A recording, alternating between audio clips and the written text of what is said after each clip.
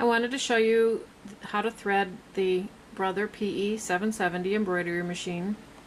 I find that it's much easier to thread than my Janome sewing machine, and the automatic needle threader also works better, I think, in my opinion, on the Brother. It's not finicky and it doesn't require any finesse, you just do it, basically. So I'm going to show you the thread path and also how to use the automatic needle threader. I may have to change hands because I don't have a tripod with me right now, and I'm filming and doing the work at the same time, so just bear with me. I want to get close just so that you guys can see what we're doing. There are a lot of videos that I've run across on YouTube about this machine that are very tedious to watch, and they have hands and arms in front of what the person's trying to show, and it was kind of driving me crazy, so I decided I would try to do a little bit more of a clear video so that you can see it a little bit better. The recommendation is that you put your thread in with it rolling from underneath.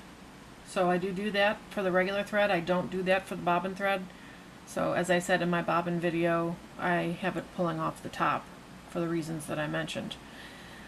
For regular thread, on a spool of similar size like this, I use the medium disc at the end, just a little bit taller than the end of the spool, so that the thread will slide off nicely over the top. Okay, so we're going to start here with number 1. I'm going to go down around the metal plate, up, over, straight down, it says number 3 there, down and around the groove, and up, and over, and down again to number 5. Now, when we get down here, it's a little bit harder to see, so I'm going to try to get in really close so that you won't miss this. Number 6 actually says number 6 on it. It's a little metal piece right back here, and there's a little hook that it's a horizontal sort of a hook that we're going to put the thread behind. This actually isn't hard, you just need 2 hands to do it. There we go. So I don't know if you can see, but this thread is now behind this little bar.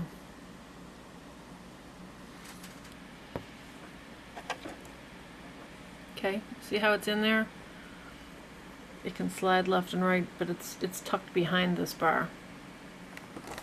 That's actually the hardest part, is just doing that, because it just takes a little knack. It doesn't just slide. If you just grab it and you pull it to the left, because the thread is loose at the top, you find that it's just pulling thread more than it is. So you can either put your right hand at the top of the spool there and hold it in place to make some tension so that you can pull it, or you can use 2 hands and hold the thread with 1 hand and then stick your finger above to hold the thread at the top above this, and then slide it over to the left. Okay, so after it comes from behind number 6, we're going to pull it up. There's a little groove here that the thread should really sit in as you pull it up to get it at the right level. It's not really a threading step, but it's really where it has to be to get up through 7.